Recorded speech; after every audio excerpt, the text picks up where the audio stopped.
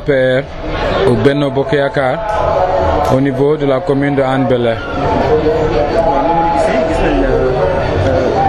benn fan moo des ci campagne électorale yi jamono ji ak ni Sénégal yëngoo mën nga ñoo wax sa budget campagne wala sa bilan campagne naka la demee instant yi ak lan ngeen yaakaar ne depuis yéen ngi commencé campagne ba tey pendant un mois la xam ne mën na ko def nañ ngeen seen campagne électorale ndax am ngeen yaakaar aussi ne li ngeen campagne wala li ngeen wax askan bi doy na leen pour ñu leen a voter ci jour Bon, lu ci njëkk maa ngi présenter la situation d'avant campagne parce que avant la campagne on était dans une situation boo xam ne nii Benno ci boppam dafa nekkoon en quelque sorte dans une situation d'inexistence jógee ba ci loolu ba waxtaan ba juboo ba créer benn comité électoral unifié ñëpp ànd ci tracer un programme de campagne et un plan d'action donc ñu dérouler ko dans une cohésion totale donc vraiment maa ngi rafetlu loolu donc c'est une chance qu'on a eu incident yu bëri yoo xam ne ni dégg nañu ko dans beaucoup de communes à beaucoup de départements ci installation seen comités électoraux ñun yàlla may nañu vraiment ak la responsabilité de nos leaders ak ñun ñëpp nangu nañu waxtaan toog vraiment jàkkaarloo waxante dëgg et puis échanger constructivement ba ñu créer suñu comité électoral sans principalement avoir des problèmes te machallah on a déroulé un programme de campagne qui a tourné autour principalement des proximités. Voilà, parce que am nañu ay regroupement mais on a favorisé le contact direct avec la population donc toute la jeunesse de Hann Bel-Air la ñu njëkk a mobiliser d'abord def leen ci benn organisation et puis jox leen formation sur non seulement la manière de communiquer mais aussi def leen formation sur le contenu de leur communication organiser leen en groupe ñoom la ñuy yónnee chaque soir envahir benn zone je pèse bien mes mots envahir benn zone dugg kër par kër wax ak ñëpp xeebuñu kenn di expliquer lan moo tax nit ñi war a jàppale la liste Benno Bokk Yaakaar ci législative yi donc en plus de cela ñu jël le leadership c'est-à-dire les leaders politiques dans leur ensemble, les leaders Benno de tout parti et mouvement confondus def seen délégation dugg aussi ci quartier yi di waxtaan ak ñoo xam ne ni ñooy les responsables les chefs religieux les délégués du quartier les imams donc les chefs coutumiers waxtaan ak ñooñu di leen vraiment expliquer ni suñu taxawaay ak suñu tànk di leen ñaan aussi seeni support ak seeni ñaan pour suñu mission réussir donc au bout de 2 semaines presque de campagne 2 semaines et demie parce que on est à 2 jours de la fin comme ni nga ko waxee mën nañu xam ni mën nañuy wax ni en ce moment dañu vraiment ratisser très large dépenser beaucoup d'efforts xeebuñu kenn dugg fu nekk xamal ñëpp ni que seen intérêt mooy jàppale président Macky Sall mën a continuer mandat am dans des conditions yoo xam ne ni qui sont favorables pour la marche du pays donc on est confiant que message bi jàll na on est confiant que population yi comprendre nañu on est confiant aussi que la victoire sera au rendez-vous inchallah au soir du 30 juillet 2017. waaw ci biir commune bi wala ci biir Hann Bel-Air nañ fi investi kenn wala am na ñeneen ñu fi investi bon lu ñu am dafa rëy donc il faut ñu wax ci nous sommes la seule commune au Sénégal boo xam ne ni le président a investi 2 personnes 2 femmes. Donc il a investi, il nous a fait l'honneur de nous investir de nos sœurs, de nos femmes de valeur, les honorables députés Ndeye Fatou Diouf et Mously Diakhaté, qui sont quand même comme on dit, des noms communs au Sénégal, qui sont des personnalités proches de la population, très populaires et très aussi vraiment respectueuse des populations de la commune. Donc nous, en tant que fils et filles de Hann Bel-Air, on ne remerciera pas assez le président de la République pour nous avoir honorés quand même de cette chance.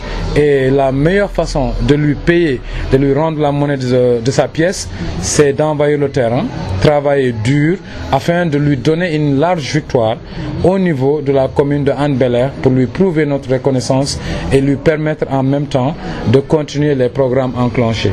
ndax ñaari député yooyu nekkoon leen Assemblée nationale commune fii ci Hann Bel-Air gis nañ ci seen bopp ci wàllum réalisation ak lépp.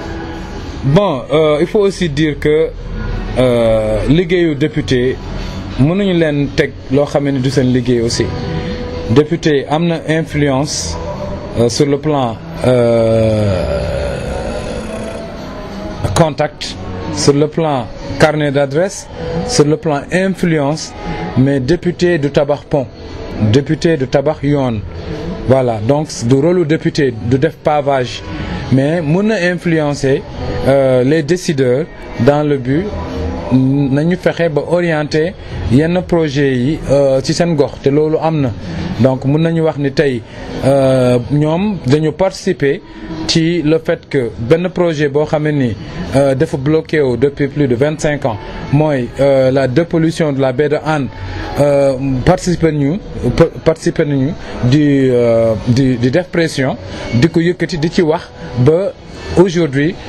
Tout à l'heure, le PM, le Premier ministre Mohamed Boun Abdallah Dionne, nous a fait l'honneur de faire un passage ici à Hann Bel-Air et il a même déclaré tout de suite qu'après la campagne, il sera là avec le ministre des Finances, Inch'Allah, pour lancer les travaux de la dépollution de la baie de Hann. Donc, c'est une grande avancée pour la commune parce que la baie de Hann, place bu mu yor sur le plan économique, sur le plan image, sur le plan touristique, vraiment on peut pas mesurer cela.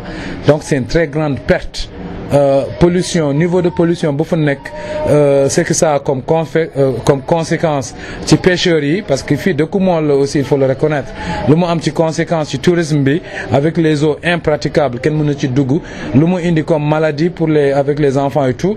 Donc bu ñu ko dépolluer ba raxas ko ba mu nekkoon nu mu meloon dans les années passées loolu day nekk une avancée non pour la commune de Hann Bel-Air mais pour le Sénégal tout entier parce que il est connu qu'après la baie de Rio au Brésil, la baie de Hann c'est l'une des plus belles. Il suffit de voir des images, même pas aériennes, il suffit de se mettre au bord de la mer, sur la baie de Hann pour voir la nomenclature et savoir que ça, si on s'y investit, ça peut être vraiment un centre touristique international. Donc c'est un projet de valeur, c'est un projet vraiment pour lequel il faut remercier le président de la République et puis renforcer qu'il vraiment continue l'action dans ce sens. On ne peut pas mettre tout le crédit sur le dos, quand même sur le compte de nos honorables députés, mais elles ont participé à en faire un cas. On avait un problème d'éducation sérieux où tous les élèves de Hann Bel-Air, une fois qu'ils passent le collège, ils sont obligés tous les jours d'aller vers des lycées lointains. Et ici étant un village, beaucoup de familles avec des moyens très limités, les enfants ont du mal à finir leur lycée parce que les familles n'ont pas les moyens de leur donner chaque matin 1000 francs pour leur transport et quelque chose pour leur déjeuner, leur petit déjeuner. Et donc c'est impossible, techniquement parlant, que ces familles supportent 2 ou 3 enfants qui vont au lycée. Donc on est en train de finaliser la construction dans le lycée qui va accueillir ses premiers élèves au mois d'octobre prochain.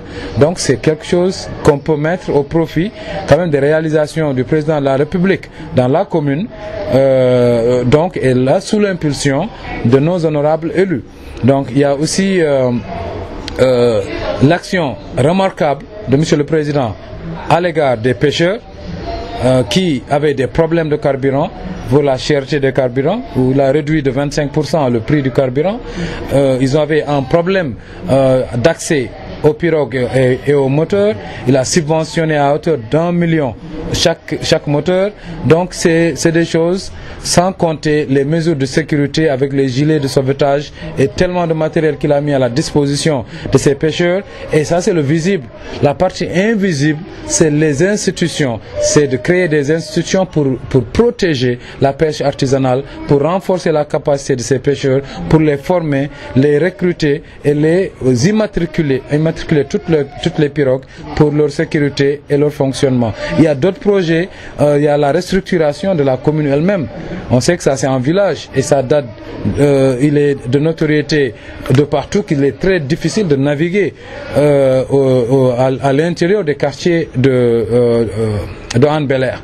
Donc un dédommagement complet a été fait, c'est des choses qui ont été bloquées depuis des années.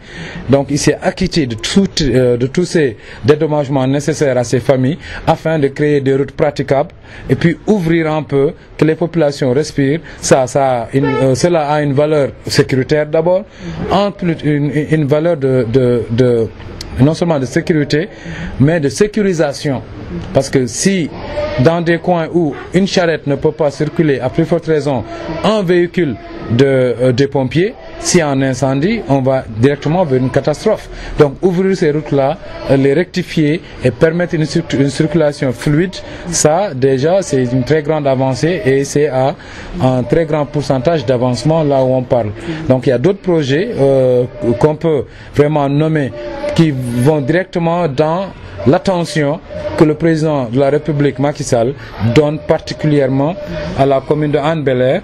Et là, ça culmine maintenant avec, comme on l'a dit, la nomination de 2 braves dames comme investies sur les listes nationales. Donc, nous avons quand même motif de satisfaction. Nous avons un message qu'on peut envoyer vers les populations pour leur dire que le président travaille pour eux. Donc il y a aussi, je ne sais pas si on a le temps, il y a les bourses familiales qui assistent. On l'a dit tout à l'heure que les familles démunies, il y en a beaucoup. Donc c'est cette bourse familiale qui est minime pour certaines personnes et d'un grand apport pour d'autres familles. Donc il y a aussi la couverture de maladie universelle qui est là, qui reste à répandre plus largement dans les familles, mais beaucoup de familles sont déjà couvertes. Il y a le TER qui est là, qu'on est en train de bâtir, et il y aura une gare à Yaraax, ce qui est révolutionnaire. Donc il y a aussi, tonton vient de me le rappeler, voilà, les titres fonciers, bon ça c'est au niveau national, et Hann Bel-Air étant un quartier qui s'est bâti d'une façon, bon comme on le connaît, d'une façon anarchique dans les années passées, est en train d'être reconstruit, et puis d'une façon, voilà, on donne, voilà, c'est le permis d'occuper que les gens avaient, mais à partir de maintenant ils ont gratuitement leur titre foncier qui leur permet de dormir en paix, sachant que personne ne peut plus s'approprier de leur terre et de leur maison. Donc il y a tellement de projets et de réalisations qu'on peut mettre au titre du président de la République, et je sais que nos honorables députés ne sont pas étrangers à cela. Oui, c'est une question, mais pourquoi pas investir ci góor pour mon fii encore? Pourquoi moom choisir ñaar ñi wala góor ñi fi nekk dañu pare bu ngir dem Assemblée nationale wala déet? Bon, à cette question, ce qu'on aura à répondre, c'est que le président de la République, conscient des enjeux du moment, conscient du rôle que ces dames ont joué dans la commune, conscient de l'avenir proche, s'il a décidé de les mettre sur la liste, c'est qu'il sait que ça va aller dans l'intérêt de la commune de Hann Bel-Air. Donc c'est un choix que nous avons décidé de ne pas discuter. En plus de cela, il y a une chose que les gens ont tendance à négliger. Il n'y a pas que l'Assemblée nationale. Donc le président a beaucoup d'opportunités de mettre des gens de valeur au service de la nation, au service de la commune, dans des lieux où ils peuvent produire, créer, supporter la marche du pays des lieux qui ne sont pas l'Assemblée nationale. Donc l'Assemblée nationale, c'est juste une institution qui fonctionne, qui participe à la construction de la nation, mais il y a beaucoup d'autres opportunités, beaucoup d'autres places où d'autres personnes de valeur peuvent servir le pays. waaw gis nañ beneen aussi beneen bi nga xam ne président Macky Sall def na ko mu nekk Promoville bi. est-ce que aussi commune Hann Bel-Air gis na ci boppam. Bon, on en a parlé sans appeler cela Promoville quand on dit la restructuration de la commune. Donc, si vous avez circulé à Hann Bel-Air, vous allez voir que c'est très difficile de marcher. Bon, je ne parle pas de conduire. Il y a des zones qui sont impossibles d'accès aux véhicules ou bien même aux charrettes. Donc, le fait de retracer toutes ces lignes, le fait de dédommager toutes ces populations, donc ça c'est un pan du programme Promoville.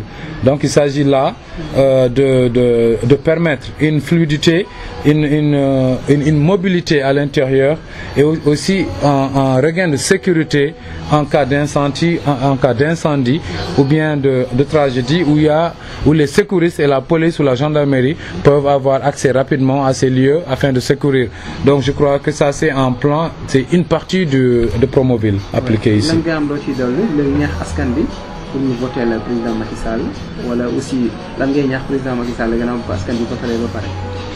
Bon askan wi xam naa ni ñoom ñu ngi laaj lu bëri ci président Macky Sall parce que def nañu porte à porte def nañu ay proximité waxtaan nañu ak ñëpp te déglu nañu leen et on a reçu le message.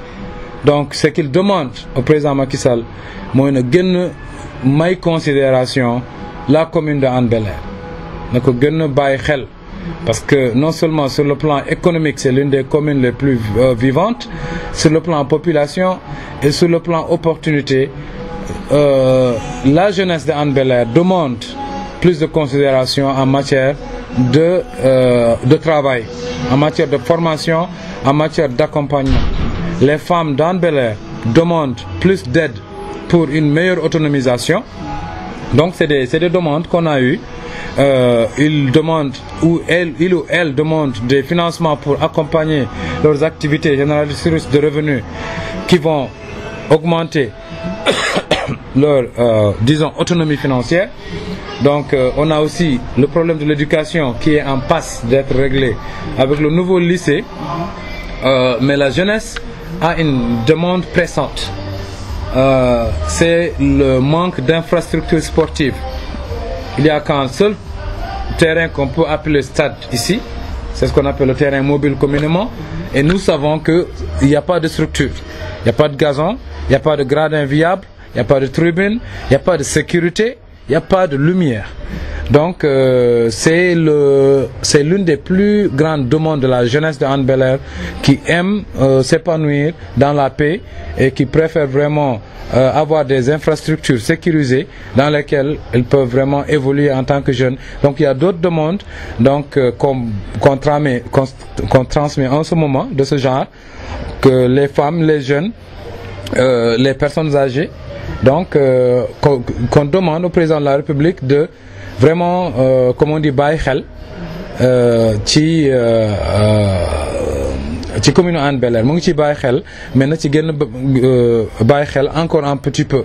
Maintenant président Macky Sall c'est lan moo doon la partie de la question. Oui, première question bi comme lan ngay ñaax askan bi ak lan ngay ñaax président Macky Sall gannaaw leeral nga. waaw ñoom askan bi liñ la wax. donc defee seen ay visite. d'accord léegi wax naa président Macky Sall lan la askan wi laaj instant bi. waaw léegi nag moom. yan ngeen ñaan président Macky Sall aussi ak mu taxaw askan bi ci lu gannaaw seen campagne bi comme bi ngeen defee seen bilan ba pare. askan bi xam ngeen li ñu naqarlu non la nga xam ne moom lañ bëgg.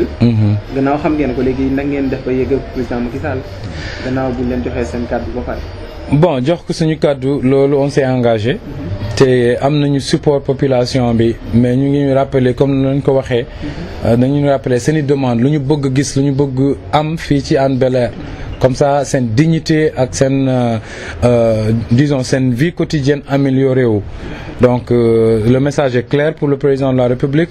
En même temps les populations ñoom seen bopp dañuy joxe benn engagement dañuy joxe benn disponibilité du tey la ñu commencé jàppale président commencé nañu ko jàppale depuis longtemps donc depuis 2012 commune Hann Bel-Air musul génn ci di may président Macky Sall ay victoire électorale donc ça a été une tradition, devenu une tradition maintenant. Bon, il le paye bien, mais toujours est-il que dafa war a vraiment xam ni que population yi dañu jàpp ni moom ci ñoom la bokk, seen doom la, seen président la, donc dañ ko bëgg accompagner du ci législative yi rek. Toutes les échéances électorales, elles sont prêtes à l'assurer. Bon, même si le maire actuel, on peut dire qu'il n'est pas de la coalition, mais en 2014, en gagnant la mairie, il était de la coalition. Donc, Macky Sall a tout le temps gagné des élections ici. Donc, les populations sont prêtes à continuer cela. Donc, c'est en échange, elles demandent vraiment tout simplement une meilleure écoute. Et aussi à travers les responsables politiques, qu'on puisse vraiment leur donner un moyen d'être le relais qu'ils doivent être entre le pouvoir et ses populations pour passer le message, pour aussi récolter des ressources et des opportunités pour les redistribuer aux populations. Oui, mu des ñaari question beneen bi mooy violence bi gis nañ ko ci commune yëpp wala ci commune yu bari biir Dakar mais fii dafa mel ne gis nañ fi jàmm à part li am Grand Yoff xeexoo diggante Benno Bokk Yaakaar ak waa Manko Taxawu Sénégal te fii ñu ngi leen gis ñoo ngi toog def seen ay défense.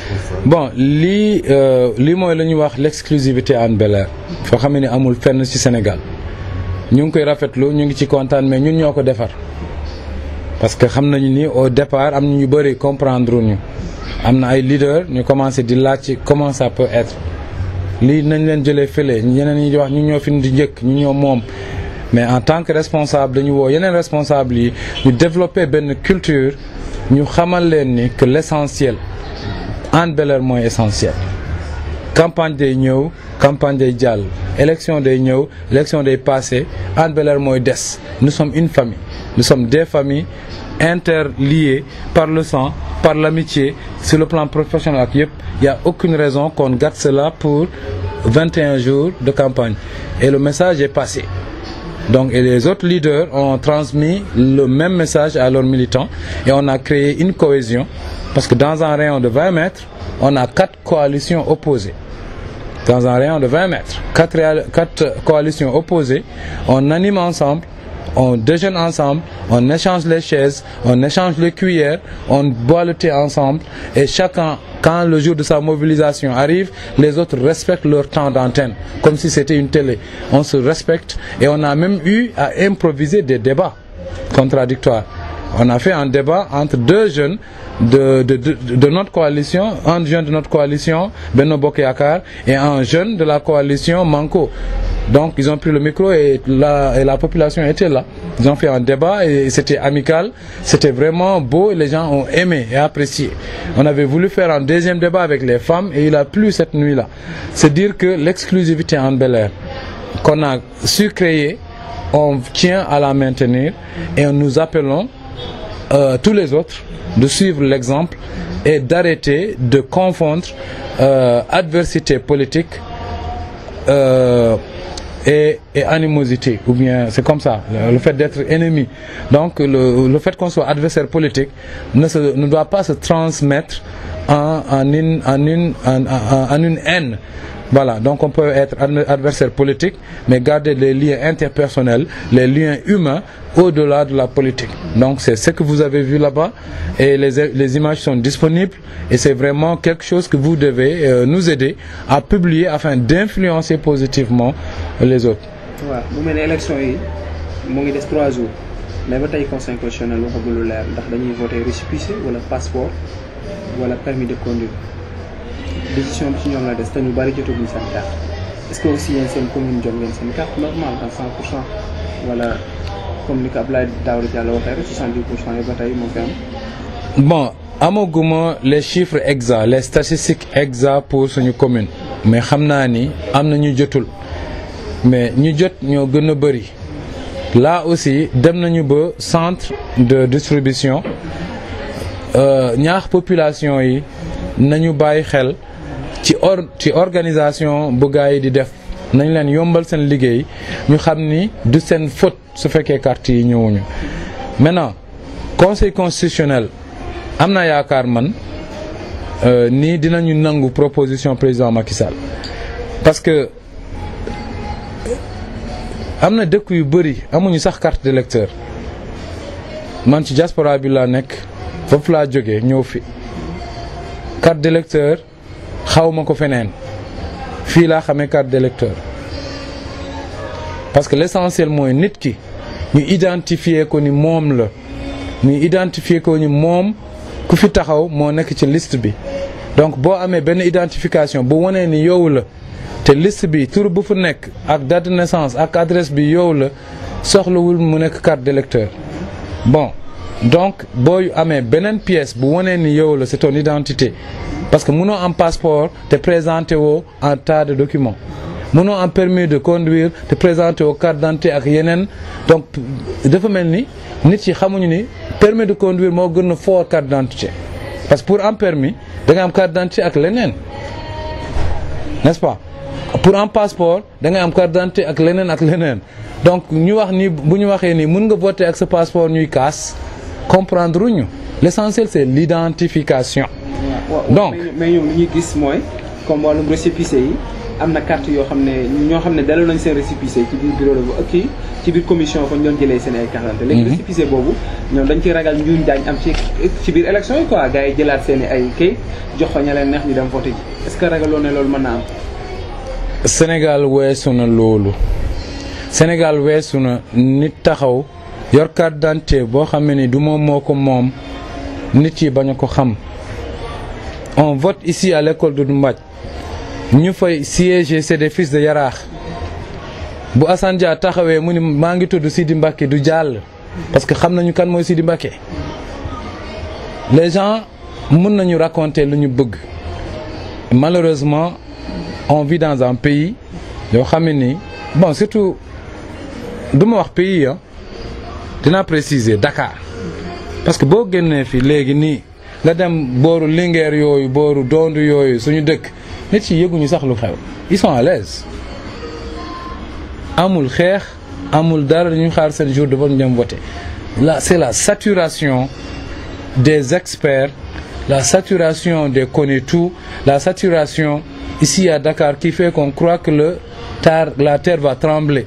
mais il n'y a rien au village c'est l'homme qui a peur le vote se passera dans de très bonnes conditions personne ne peut plus voler des élections au Sénégal c'est impossible on n'a pas commencé les élections aujourd'hui donc le fait qu'on n'ait pas de carte d'électeur et on a même éliminé la carte d'électeur ce qu'on a maintenant c'est la carte d'identité qui permet de voter donc c'est un pas vers ce que je décrivais tout à l'heure je décrivais que beaucoup de pays n'ont même pas de carte d'électeur et on y est arrivé parce qu'on a une carte d'identité qui permet de voter ça c'est un début mais dans les autres pays on vote avec le permis on vote avec n'importe quelle identification il suffit de prouver que cette personne c'est toi il suffit de prouver que ce numéro de carte d'identité et cette résidence c'est toi donc là je trouve que il n'y a pas de quoi fouetter un chat si les gens gardent le calme ils font leur campagne correctement auprès de leurs militants ils convainquent la population de leur donner la chance de les envoyer à l'Assemblée pour qu'ils travaillent pour elle il n'y a pas lieu de créer la zizanie le pays a besoin de stabilité le pays a besoin de travailler le pays a besoin de progresser le pays ne peut pas continuer à tourner en rond à cause de situations de blocage créées expressément par des individus dont la seule bataille, dont le seul objectif est d'accéder au pouvoir coûte que coûte. Le pays mérite mieux que ça. Et nous allons communiquer là-dessus, nous allons nous battre là-dessus afin que les Sénégalais comprennent et qu'ils ne se laissent pas, qu'ils ne se laissent plus manipuler par beaucoup d'interventions parce que trop de communication tue la communication. Les élections vont bien se passer, les cartes vont sortir, ceux qui n'ont pas leur carte auront un moyen de voter, ça c'est pour tout simplement pouvoir valider les élections. On ne veut qu'aucun citoyen qui s'est inscrit sur la liste électorale, carte électeur ou pas, ne puissent pas voter. Donc on essaie de faciliter les choses. C'est pas une mauvaise chose, c'est une bonne chose. Ça devait être encouragé. Donc ceux qui cherchent à diaboliser cette initiative, c'est eux-mêmes qui voulaient. C'est eux-mêmes qui disaient, oui, vous voulez empêcher les gens de voter. Vous avez bloqué les cartes. Maintenant on dit, bon, si vous n'avez pas vos cartes, vous allez quand même voter. Ils disent, non, non, non, maintenant vous voulez truquer les élections. C'est des gens, leur intention est de mélanger la tête des Sénégalais et ça suffit. Donc il y en a qui vraiment demandent, méritent une remontance. Il y en a qui se sont portés comme étant les avocats du diable. Ils sont là à trouver n'importe quelle excuse pour déstabiliser la vie des Sénégalais. Et ils n'en ont pas le droit. Le Sénégalais a le droit à l'épanouissement, voter et continuer sa vie. On ne peut pas vivre d'élection à élection. On ne peut pas vivre dans la peur. On ne peut pas vivre dans la violence. Donc il faut que ça s'arrête. Voilà. Oui, beneen bi fi ñu koy tëjee mooy ki nga xam ne premier ministre dafay ñëw Hann Bel-Air demee fi ñu koy tëjee rek. Bon, premier ministre ñëw na fi tey. Finalement. ñëw na fi. Bon, c'était quand même une information de dernière minute, mais on a pu mobiliser les militants. ñëw bu demee nag ñëw nga def benn meeting wala daf fi jaar rek benn. def fi jaar mais il a promis avec le ministre Amadou Ba des Finances juste après les élections de revenir passer la journée avec nous et lancer les travaux de la dépollution de la baie de Hann. Donc il est là aujourd'hui pour le compte de sa caravane. Il s'est arrêté, il a pris la parole, il a remercié les populations de Hann. Il a félicité notre comité électoral et son président Mansour Tambédou. Il a encouragé et félicité nos investis, les honorables députés Ndeye Diouf et Mously Diakhaté. Il a aussi remercié tous les leaders politiques. J'ai l'honneur d'être cité nominément par lui. Donc il a remercié tout le monde, nous a encouragé de continuer le travail et d'assurer une victoire pour la liste Benno Bokk Yakaar. Le ministre Amadou Ba a pris la parole pour aller dans le même sens et insister sur les réalisations qu'il poursuivent avec le président de la République au profit de la commune de Hann Bel-Air. Donc nous aussi, en tant que responsables Benno Bokk Yakaar, parce qu'aujourd'hui on parle de Benno Bokk Yakaar, mais il faut aussi qu'on parle de Benno Bokk Yakaar au niveau local. Parce que nous avons quand même on doit développer Benno à travers les quartiers. On doit développer Benno à travers les zones de Hann Bel-Air elle-même. Et ici à Hann Village, je vais féliciter tout ce bon monde qui nous entoure, à commencer par notre doyen Pape Amadou Gaye, qui est notre leader, qui est notre doyen, comme je l'ai dit, qui nous encadre, et tous ces jeunes hommes et ces jeunes femmes, et les dames qui sont là, qui n'ont ménagé aucun effort, qui se mobilisent à chaque fois qu'on fait appel à eux. Donc là, le Benno Bokk Yakaar de Hann Village, en l'occurrence, l'APR de Hann Village est en pleine renaissance. Donc on les encourage, on les remercie énormément pour leur soutien, pour leur accompagnement, et leur disons que nous sommes là, nous sommes venus afin de les accompagner, de vivre parmi eux, travailler parmi eux et les accompagner, aller ensemble vers un meilleur quartier, vers une meilleure commune. Merci beaucoup.